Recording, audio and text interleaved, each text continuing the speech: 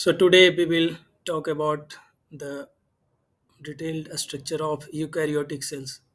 So earlier we already have dealt with some basic introduction of cells and we deal with prokaryotic and eukaryotic cell structures and differences, the possible differences at your level.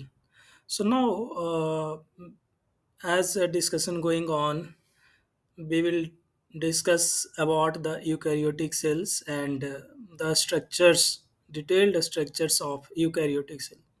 So as per concern, we have eukaryotic cells as plant cells and animal cells, fungus cells, and the primitive unicellular protist, where you will find member of amoeba, paramecium, and etc. etc.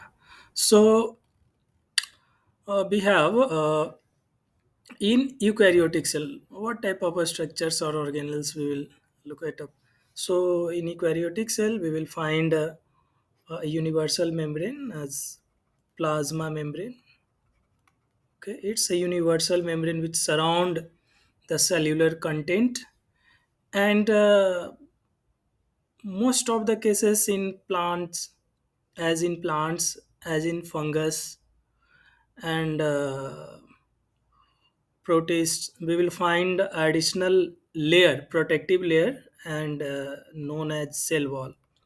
Cell wall is actually the structure which is found outside of plasma membrane and as a protective layer, right? So it's a rigid layer, rigid membrane, and plasma membrane we have, which covers the cellular contents.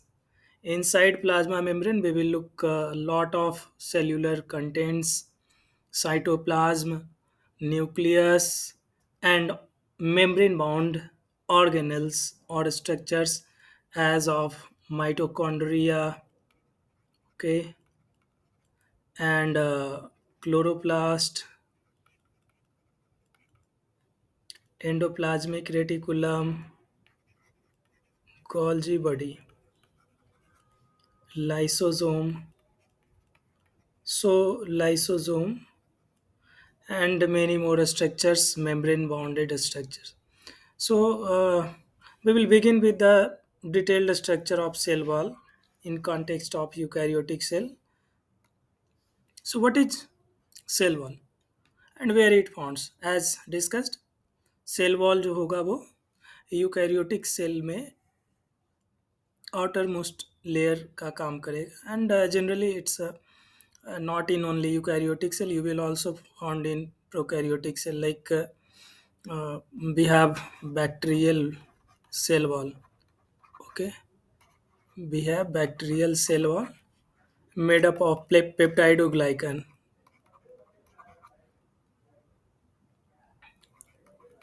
So it's a complex structure, molecules which forms bacterial cell wall. In protist, we will also found cell wall. So member of protists in fungus, plants. So, or you can say monerans instead of bacteria. So तो जो bacteria होगा, प्रोटिस्ट्स होंगे, fungus होंगे, plants होंगे, यहाँ पे हमें cell wall का प्रेजेंस देखने को मिलता है. सेल वॉल क्या होता है? Cell wall is an outermost layer. Cell wall क्या होता है? Cell wall outermost layer होता है आउटसाइड द प्लाज्मा मेम्ब्रेन.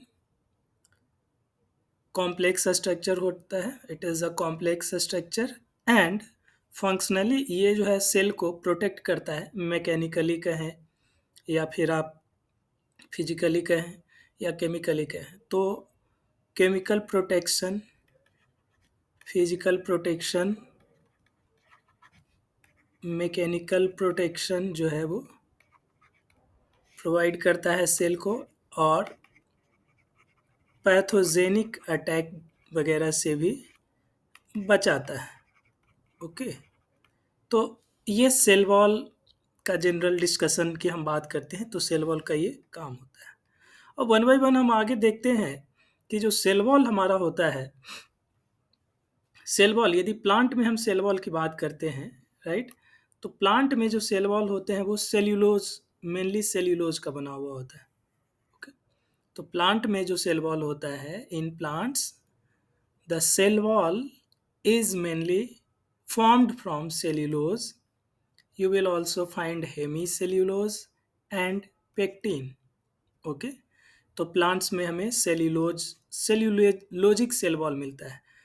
ऐसा नहीं केवल सेल्यूलोज होता है, हेमी सेल्यूलोज होते हैं, पेक्टिन होते हैं, और भी बहुत सारे मटेरियल्स होते हैं। लेकिन प्लांट्स के सेल वॉल को क्या कहा जाता है कि जो प्लांट के सेल वॉल हैं वो सेल्यूलोजिक हैं। वन वर्ड आंसर जो होता है वो सेल्यूलोजिक होता है। वाई? क्योंकि मेनली जो कंटेंट होता है प्लांट में वो हमें सेल्यूलोज देखने को मिलता है प्लांट सेल में, राइट। आगे यदि हम बात करते हैं फंगस सेल वॉल की, तो फंगस सेल वॉल जो होता है वो काइटिन हो गया, ग्लैक्टन्स, मैनन्स और ग्लाइकोप्रोटीन हो गए। तो फिर से हमें क्या देखने को मिलता है फंगस की यदि हम बात करते हैं, तो फंगस सेल वॉल जो होता है वो किन का बना हुआ होता है? काइटिन का। And why we only focus on chitin? Because chitin is the primary content of cell wall formed in fungi, right.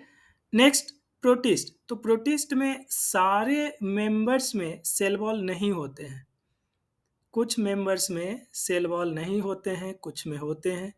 और प्रोटिस्ट की हम बात करते हैं तो प्रोटिस्टा में जो सेल वॉल होता है वो बहुत ही डाइवर्स नेचर का होता है, राइट, बहुत ही डाइवर्स नेचर का होता है। और इसीलिए यहाँ पे प्रोटिस्ट में आप देखेंगे कि सिलिका, सेल्यूलोज, कैल्शियम कार्बोनेट और अदर बहुत सारे प्रोटीन्स भी होते हैं जो सेल वॉल को फॉर्म करते हैं, सेल वॉल फॉर्मेशन में मदद करते हैं प्रोटिस्ट में। हमें इन सारी चीज़ों के बारे में जब हम डाइवर्सिटी बात करेंगे तो वहाँ पे जो सेल्यूलर स्ट्रक्चर डिस्क्रिप्शन होगा तो वहाँ पे हमें वन बाय वन फिर से इन सारी चीज़ों के बारे में देखना है। So don't worry. मोनेरा जो होगा जिसमें बैक्टीरिया किंगडम होता है, बोलते हैं कि जो बैक्टीरियल किंगडम है मोनेरन्स है, वहाँ पे जो सेल वॉल मिलता है हमें पेप्टाइडोग्लाइकन्स का मिलता है, पेप्टाइडोग्लाइकन्स का। पेप्टाइडोग्लाइकन्स जो होते हैं वो पॉलीमर होते हैं एन एसिटाइल म्यूरामिक एसिड और एन एसिटाइल ग्लूकोसामिन का। एन एसिटाइल म्यूरामिक एसिड और एन एसिटाइल ग्लूकोसामिन का क्या होता है? पॉलीमर होता है जिसको हम बोलते हैं पेप्टाइडोग्लाइकन।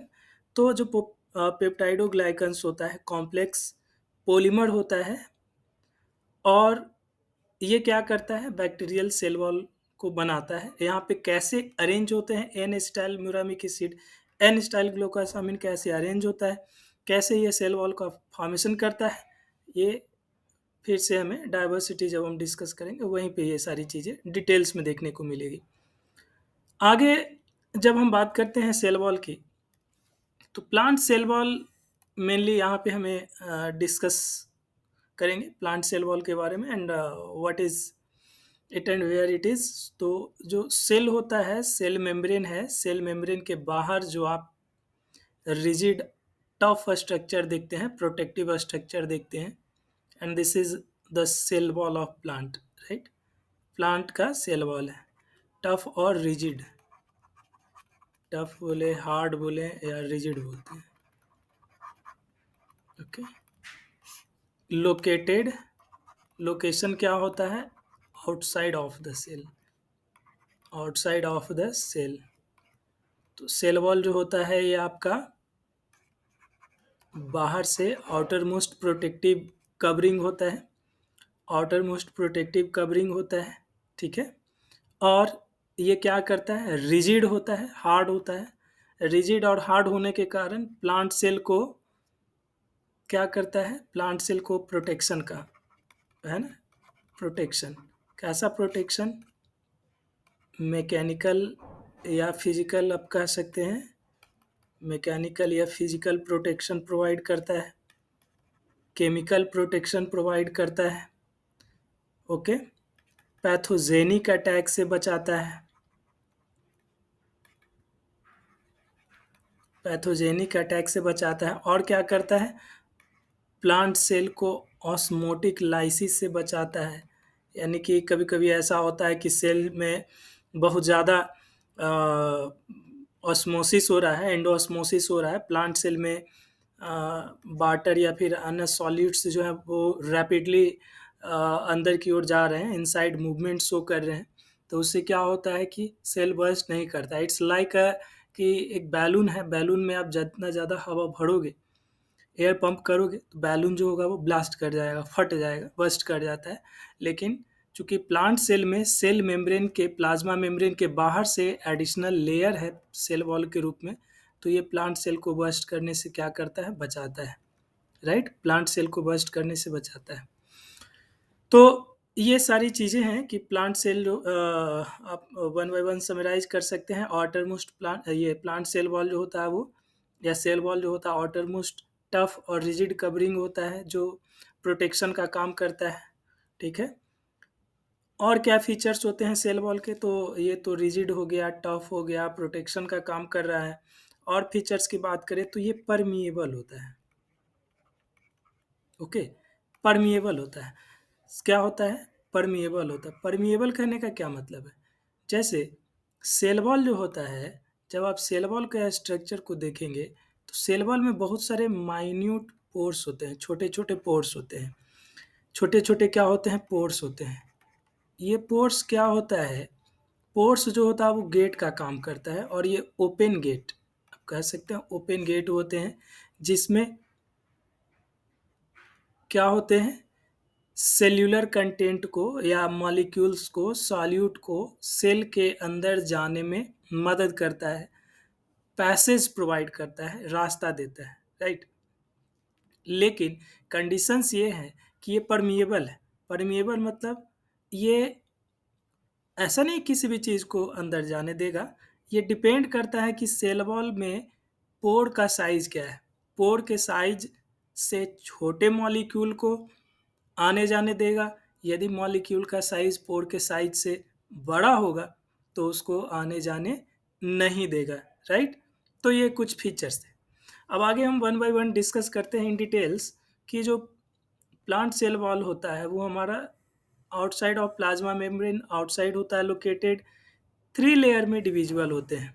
थ्री लेयर में डिविजिबल होता है, मिडिल लैमेला, प्राइमरी वॉल और सेकेंडरी वॉल। राइट।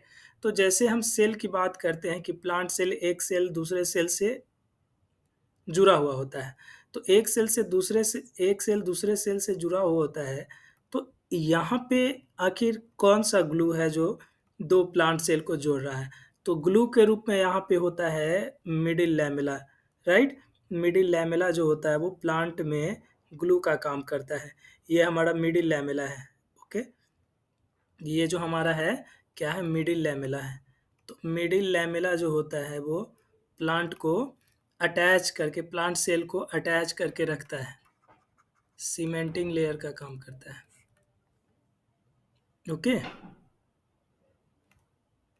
इसके बाद मिडिल लैमेला के अंदर से जो सेल्स, ग्रोइंग सेल्स होते हैं, तो ग्रोइंग सेल में मिडिल लैमेला के इन साइड से एक नया लेयर का फॉर्मेशन शुरू होता है जो थीन होता है, और ये होता है प्राइमरी बॉल।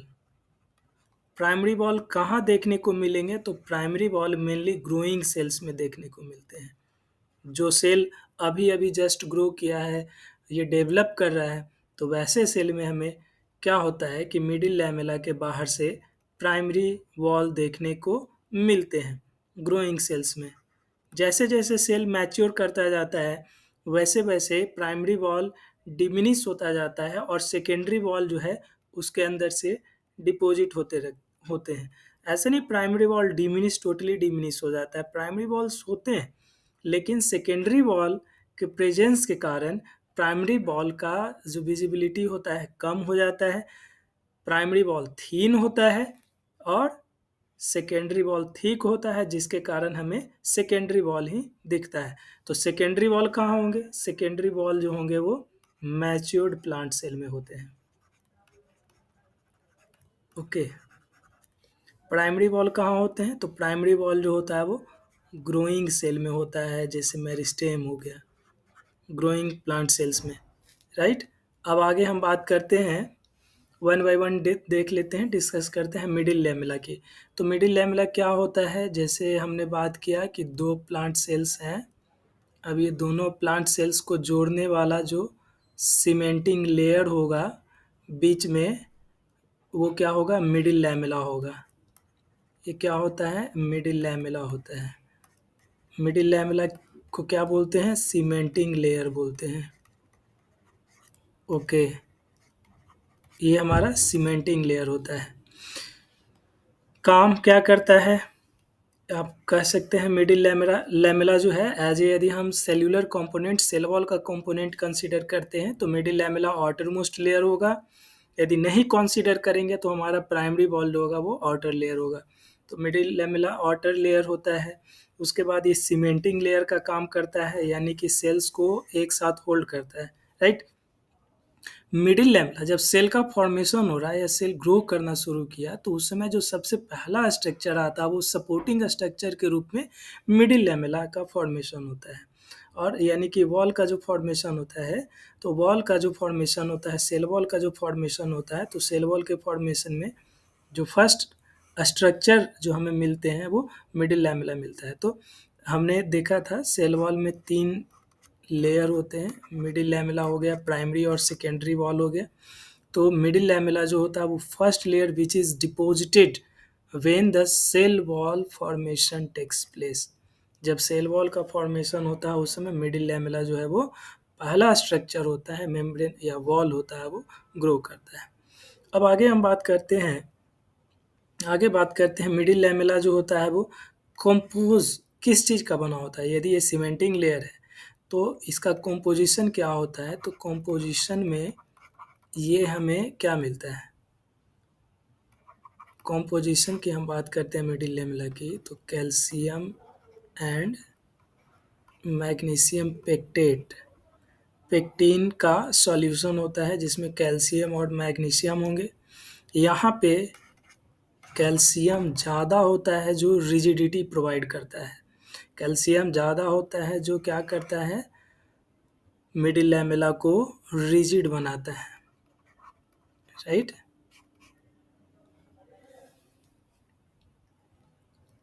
तो अब इसके बाद हम बात कर रहे हैं कि यदि ऐसा है जैसा कि ये डिस्कस किया गया, मिडिल लैमेला को हम कंसीडर नहीं करते हैं सेल वॉल के रूप में, तो उस समय जो हमारा प्राइमरी वॉल होगा वो क्या होगा?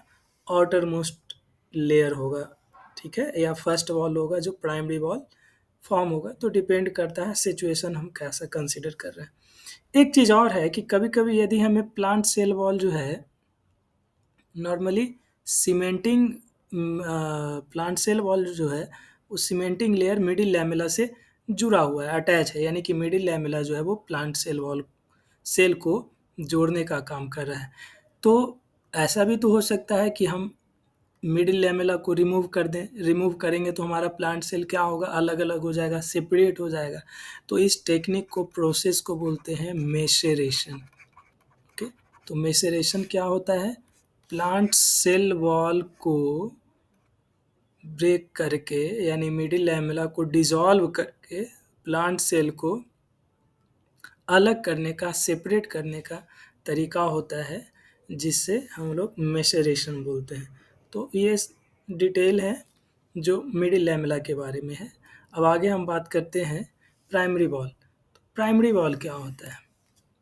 ओके, तो जैसा हमने डिस्कस किया कि यदि हमारे पास दो सेल हैं, ओके, तो दो प्लांट सेल हैं, दोनों सेल को जोड़ने का काम करेगा वो हमारा हो जाएगा मिडिल लैमेला, राइट।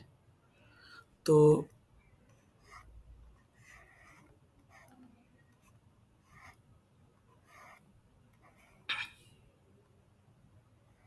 ये हमारा मिडिल लैमेला है।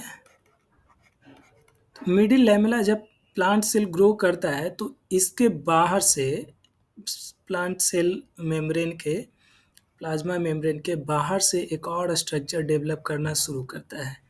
थीन लेयर होता है, ठीक है।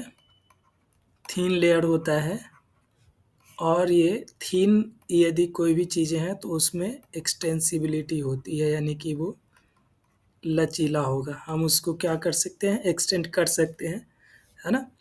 यदि हमारे पास रबर है तो रबर में एक्सटेंशन ज़्यादा होता है, यदि रबर से बनी हुई मोटी चीज़ें हैं तो उसमें एक्सटेंसिबिलिटी कम होती है। बिसाइड्स कि वो रबर का ही बना हुआ है, तो डिपेंड करता है कि मटेरियल हमने कितना इस्तेमाल किया है।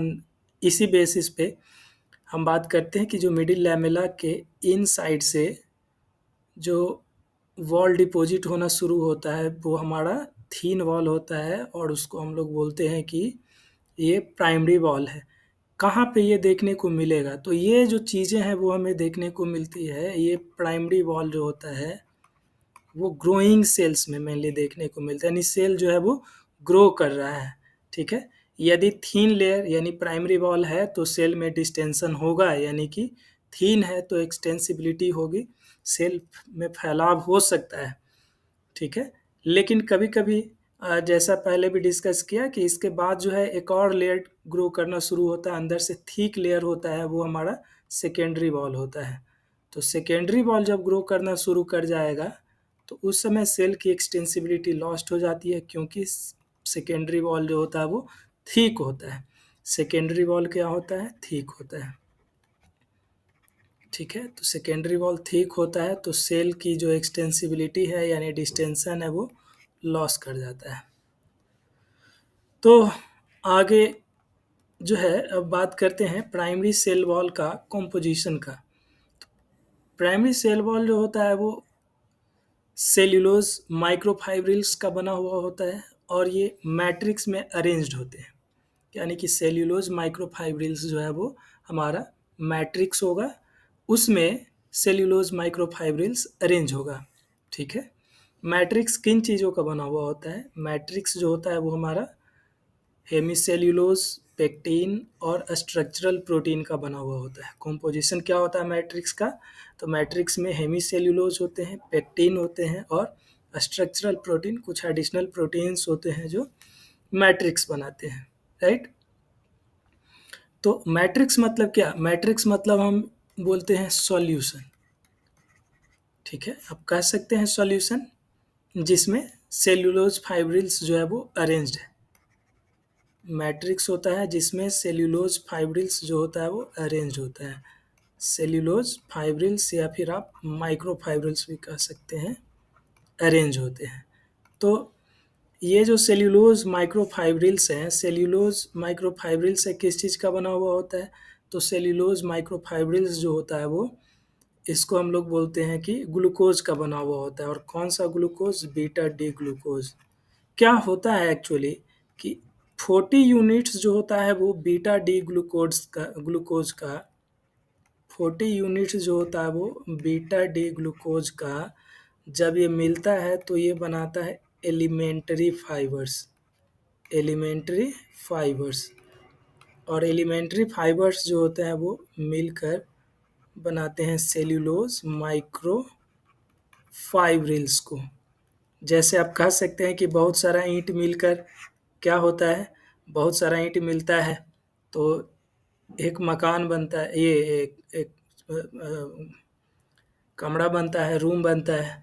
और इस तरह से रूम जो है, सारे रूम को मिला दे तो हमारा पूरा मकान या भवन, बिल्डिंग जो है वो तैयार होता है। And like that the same thing is here कि जो सेल्यूलोज माइक्रोफाइब्रिल्स होते हैं एलिमेंट्री फाइब्रिल्स के बने हुए होते हैं और ये एलिमेंट्री फाइब्रिल्स जो होता है वो 40 ग्लूकोज मॉलिक्यूल का बना हुआ होता है।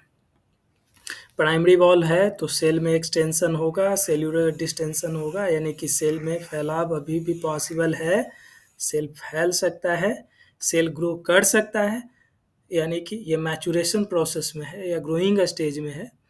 अभी ये प्रोसेस कंटिन्यूज है, लेकिन जैसे ही प्राइमरी वॉल की जगह सेकेंडरी वॉल का फॉर्मेशन होना शुरू होता है, यानी प्राइमरी वॉल के अलावे जब सेकेंडरी वॉल का फॉर्मेशन शुरू होता है उस समय क्या होता है कि सेल जो है वो सेल में फैलाव रुक जाता है, एक्सटेंशन लॉस्ट हो जाता है और सेल जो है वो मैच्योर होता है। मैचुरेशन का प्रोसेस जो है फिर कंप्लीट होता है। तो मैट्रिक्स में कुछ और चीज़ें हैं। हेमीसेल्यूलोज मैट्रिक्स बनाता है। पेक्टिन और स्ट्रक्चरल प्रोटीन का क्या काम है हेमीसेल्यूलोज के अलावे? तो जो स्ट्रक्चरल प्रोटीन होता है वो हमारा सेल वॉल आर्किटेक्चर को मेंटेन करता है, डिटरमाइन करता है कि सेल वॉल का आर्किटेक्चर कैसा होगा, सेल वॉल का फॉर्मेशन, सेल वॉल का स्ट्रक्चर आर्किटेक्चर जो है वो कैसा होगा। ठीक है, ये हमारा स्ट्रक्चरल प्रोटीन डिटरमाइन करता है। और पेक्टिन जो होता है वो मॉलिक्यूलर सीव बनाता है। पेक्टिन जो है वो क्या बनाता है? मॉलिक्यूलर सीव बनाता है। मॉलिक्यूलर सीव मतलब जो मॉलिक्यूल को फ़िल्टर आउट कर सके, यानी मॉलिक्यूल को सेलेक्ट करके फ़िल्टर कर सके, ये हमारा होता है पेक्टिन, राइट? अब आगे हम बात करते हैं सेकेंडरी वॉल की। तो सेकेंडरी वॉल क्या होता है? मिडिल लैमेला हो गया, मिडिल लैमेला के अंदर प्राइमरी वॉल हो गया, उसके अंदर थीक वॉल जो होता है वो हमारा सेकेंडरी वॉल होता है। थीक वॉल जो होता है वो सेकेंडरी वॉल होता है और ये हमारा सेल होता है। ओके, तो ये हमारा मिडिल लैमेला हो गया, ये हमारा प्राइमरी हो गया और ये हमारा सेकेंडरी वॉल हो गया। सेकेंडरी वॉल थिक होता है, तो थिक होने के कारण क्या होगा? सेल में डिस्टेंशन होगा, यानी फैलाव होगा नहीं होगा, ध्यान रखना है ना? फैलाव लॉस्ट हो जाएगा। जनरली सेकेंडरी वॉल होने का मतलब है कि सेल मैचुरेशन प्रोसेस को कंप्लीट कर चुका है, मैच्योर हो चुका है, यानी कि उसमें ग्रोइंग कैपेसिटी जो थी वो कंप्लीट हो चुकी, मैच्योर हो चुका है सेल।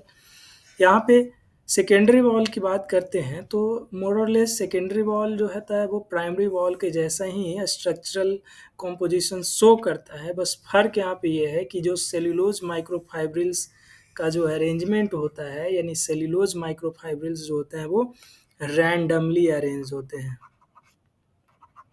ओके, तो सेल्यूलोज माइक्रोफाइब्रिल्स जो होते हैं वो रैंडमली अरेंज्ड सेल्यूलोज माइक्रोफाइब्रिल्स होते हैं। तो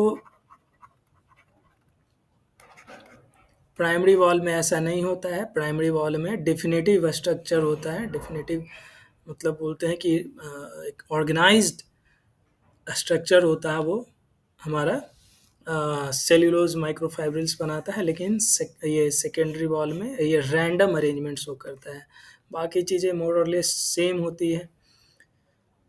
कुछ चीज़ें और एडिशनली है कि सेल वॉल में लिग्निन और सुबेरिन का डिपोजिशन भी देखने को मिलता है। लिग्निन और सुबेरिन का डिपोजिशन, लिग्निन कहाँ डिपोजिट होता है? वुड। वुड क्या होता है? तो वुड जो हम लोग समझते हैं, वुड इज़ बायोलॉजिकली डिफरेंट, जो हम पढ़ते हैं। ऐसा नहीं कि पूरा प्लांट को काट दिया ये वुड हो जाएगा, है ना? तो wood is biologically different from what we understand. So when we will talk about that we will take a look on wood and cork. तो कॉर्क क्या होता है? सभी ध्यान रखें कि जो लिग्निन होता है वो प्लांट के वुड में प्रेजेंट होता है, जबकि सुवेरिन जो होता है वो कॉर्क में प्रेजेंट होता है। सो तो लिग्निन और सुवेरिन के बारे में बात करें तो लिग्निन और सुवेरिन जो होता है वो क्या होता है? प्लांट को एक्स्ट्रा स्ट्रेंथ प्रोवाइड करता है, राइट? लेकिन लिग्निन और सुवेरिन जो होता है वो प्लांट का पार्ट नहीं है, प्लांट सेल वॉल का परमानेंट पार्ट नहीं है।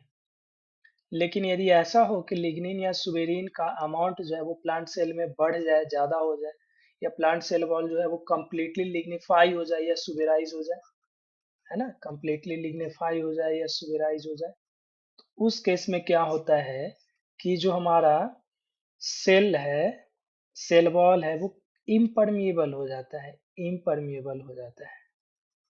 हमने क्या बोला था कि सेल वॉल जो है वो हमारा, सेल वॉल का नेचर क्या है? हमारा जो सेल वॉल है, सेल वॉल हमारा क्या है? परमिएबल है ना? लेकिन यदि लिग्निफाई हो जाए तो ये परमिएबिलिटी जो है वो लॉस्ट कर जाती है और वॉल जो होता है वो इम्परमिएबल हो जाता है। किसके कारण? लिग्निन और सुबेरिन के कारण। तो जब इम्परमिएबल हो जाएगा तो फिर सेल में जो कंटेंट जाना चाहिए, जो मॉलिक्यूल जाना चाहिए, सेल को जिसकी जरूरत है वो जा नहीं पाएगा, और उस केसेस में सेल जो होगा वो डाई हो जाएगा, सेल का डेथ हो जाएगा। चीजें रिपीट, प्राइमरी वॉल होगा थिन और इलास्टिक होगा, ग्रोथ हो सकता है सेल में, अभी भी पॉसिबल है, लेकिन सेकेंडरी वॉल में क्या होता है कि सेकेंडरी वॉल रिजिड और थिक होता है, जिसके कारण ये ग्रोथ को इनहिबिट करता है जनरली, और मेरिस्टेमेटिक सेल में ये एब्सेंट होते हैं। अब आगे है सेल वॉल का रोल, क्या क्या रोल पॉसिबल है। तो सेल वॉल जो है वो मैकेनिकल सपोर्ट प्रोवाइड करता है सेल को, फिजिकल बैरियर का काम करता है, मैकेनिकल सपोर्ट या फिजिकल सपोर्ट बोले, फिजिकल बैरियर का काम करता है। फिजिकल बैरियर कहने का मतलब ये हो गया कि ये जो है वो बैरियर रोकने का काम करता है, चीजों को, सारी चीजों को सेल के अंदर या बाहर आने जाने नहीं देता है, केवल उन्हीं चीजों को अंदर आने या जाने देता है जो सेल वॉल में जो प्रेजेंट पोर्स होते हैं उससे क्या होते हैं, छोटे होते हैं, उन्हीं चीजों को अंदर आने या जाने देता है। ठीक है, चूंकि सेल वॉल रिजिड होता है, टफ होता है, क्या होता है, रिजिड होता है, या फिर आप बोले टफ होता है ना। तो रिजिड या टफ होता है, जिसके कारण ये ऑस्मोटिक लाइसिस से बचाता है सेल को। ओके, सेल को ऑस्मोटिक लाइसिस से बचाता है, यानी कि जब ऑस्मोसिस हो रहा है, इंडो ऑस्मोसिस हो रहा है, तो सेल में कंटिन्यूअसली चीजें जो है वो अंदर जा रही है, तो अंदर जाएगा तो ऑब्वियस है कि सेल जो है स्वेल करेगा, यानी बैलून में आप जितना ज्यादा हवा भरोगे तो बैलून का साइज शेप बढ़ता जाएगा, और एक समय ऐसा आएगा कि वो स्ट्रेस को झेल नहीं पाएगा और बैलून बर्स्ट कर जाएगा। बट सेल में ऐसा, प्लांट सेल में ऐसा पॉसिबल नहीं है। प्लांट सेल में सेल वॉल के प्रेजेंस के कारण ये स्ट्रेस को विदस्टैंड कर लेता है, झेल लेता है। एनिमल सेल में ऐसा नहीं है, एनिमल सेल में सेल वॉल नहीं होता है, यानी कि जब इंडोस्मोसिस होगा तो एक समय के बाद एनिमल सेल वर्स्ट कर जाता है। तो बहुत सारी चीजें ध्यान देनी होती है एनिमल सेल में, but this is not a case with plant cell. उसके बाद सेल को ये क्या करता है, मैकेनिकल एब्रेजन से और पैथोजेन से प्रोटेक्ट करता है, बचाता है। सेल सेल इंटरेक्शन में मदद करता है, सेल सेल इंटरेक्शन में क्या करता है, मदद करता है। और जब जो है प्लांट सेल किसी पैथोजेन से अटैक, मतलब होता है, किसी पैथोजेन का अटैक होता है, तो उस समय ये जो होता है,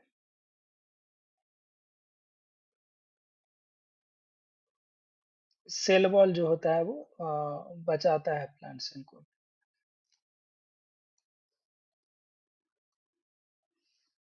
नेक्स्ट जो बातें आती है, नेक्स्ट जो बातें आती है वो प्लाज्मोडेस्माटा की। तो प्लाज्मोडेस्माटा में क्या है, प्लाज्मोडेस्माटा क्या होता है, तो प्लाज्मोडेस्माटा जो होता है सेल के कम्युनिकेशन में इन्वॉल्व होता है। सेल कम्युनिकेशन चैनल है, क्या है, सेल कम्युनिकेशन चैनल है। ठीक है, बनता कैसे है, तो क्या होता है कि जब सेल जो है वो ग्रो कर रहा है, ठीक है, जैसे हमारा ये सेल हो गया, दो प्लांट सेल, और ये मिडिल लैमेला से अटैच है। कहीं पे क्या होता है कि मिडिल लैमेला यानी सेल वॉल ग्रो नहीं कर पाते, मिडिल लैमेला ग्रो नहीं कर पाता है। तो उस समय क्या होता है कि सेल मेम्ब्रेन जो है वो एक सेल का मेम्ब्रेन दूसरे मेम्ब्रेन के साथ इंटरवेन कर जाता है। ठीक है, इंटरवेन कर जाता है तो ये एक चैनल बनता है एक सेल का दूसरे सेल के साथ, राइट, ये जो है वो चैनल बनता है इस तरह से, एक सेल का दूसरे सेल के साथ चैनल बनता है। तो वहां पे सेल वॉल जो है वो ग्रो नहीं कर पाते हैं, जिसके कारण एक सेल दूसरे सेल के बीच में चैनल बनता है, जिसको हम लोग बोलते हैं प्लाज्मोडेस्माटा। ये सेल्यूलर कनेक्शन में, साइटोप्लाज्मिक कनेक्शन में ये इन्वॉल्व होता है, कनेक्शन का काम करता है। ठीक है, सेल वॉल जब डिपॉजिट नहीं हो पाता है या इंटरवीन कर जाता है, उस समय प्लाज्मा मेम्ब्रेन क्रॉस करते हैं, क्रॉस टॉक करते हैं, साइटोप्लाज्म क्रॉस टॉक करते हैं, एक सेल दूसरे सेल से कम्युनिकेट करता है। ठीक है। अब ये जो मेम्ब्रेन होता है, ये मेम्ब्रेन का एक्सटेंशन यानी कि प्लाज्मा मेम्ब्रेन का एक्सटेंशन होता है, जो एक सेल से दूसरे सेल के बीच में क्या होता है, फैला हुआ होता है। ये बनता कैसे है, ये आके जब सेल वॉल ऑब्सेंट है तो ये कनेक्शन जो है एक सेल से दूसरे सेल के बीच में, क्या प्लाज्मा मेम्ब्रेन खुद ब खुद ये एक्सटेंड कर जाता है? तो नहीं। प्लाज्मोडेस्माटा को बनाने में यानी कि इस कनेक्शन को बनाने में एंडोप्लाज्मिक रेटिकुलम इन्वॉल्व होते हैं। जो एंडोप्लाज्मिक रेटिकुलम जो होता है, या एंडोप्लाज्मिक रेटिकुलम का जो डेरिवेटिव होता है, वो प्लाज्मा मेम्ब्रेन के साथ फ्यूज करके ये जो है वो आपका क्या बनाता है, प्लाज्मोडेस्माटल कनेक्शन बनाता है, ताकि सेल एक दूसरे से क्रॉस टॉक कर सके। ठीक है। क्या करता है, तो ये जो है आपका प्लाज्मोडेस्माटा इंटरसेल्यूलर कम्युनिकेशन में इन्वॉल्व होता है, और एक सेल से दूसरे सेल के बीच में जो मटेरियल्स होते हैं उनका एक्सचेंज में भी ये रोल प्ले करता है। राइट। तो ट्रांसपोर्ट करता है सब्सटेंस को। अब ये जनरल स्ट्रक्चर है सेल का। ये हमारा सेल है, ये वैक्यूल्स हो गया। ठीक है, साइटोप्लाज्म वगैरह हो गया। तो यहाँ पे आप देखेंगे कि ये बीच में जो ब्लू डार्क ब्लू लाइन है, ये हमारा प्लाज्मोडेस्माटा है। Primary wall secondary wall deposited है, प्लाज्मा मेम्ब्रेन है।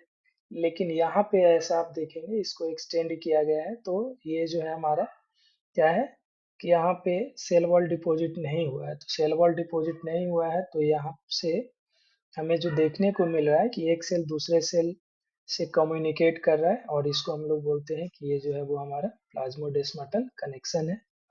एंडोप्लाज्मिक रेटिकुलम का डेरिवेटिव होता है। ठीक है, डेस्मोट्यूबुल बोलते हैं इसको, इस कनेक्शंस को। और ये कंप्लीट स्ट्रक्चर जो है वो प्लाज्मोडेस्माटल कनेक्शन कहलाता है। तो इतना ही सेल वॉल को लेकर। अब एक अलग चीज आता है, सीमप्लास्ट और एपोप्लास्ट। ठीक है। तो सीमप्लास्ट क्या होता है? सीमप्लास्ट जो होता है वो इंटरकनेक्टेड प्रोटोप्लास्ट कहलाता है। इंटरकनेक्टेड प्रोटोप्लास्ट यानी जब प्रोटोप्लास्ट एक दूसरे से जुड़ते हैं, तो उनको हम लोग बोलते हैं कि ये जो सिस्टम है वो सीमप्लास्ट कहलाता है। प्रोटोप्लास्ट क्या होता है? तो जैसे जो आपका प्लांट सेल है, प्लांट सेल में क्या होता है, प्लांट सेल में प्लाज्मा मेम्ब्रेन होता है, सेल्यूलर कंटेंट होते हैं, प्लाज्मा मेम्ब्रेन के बाहर सेल वॉल होता है।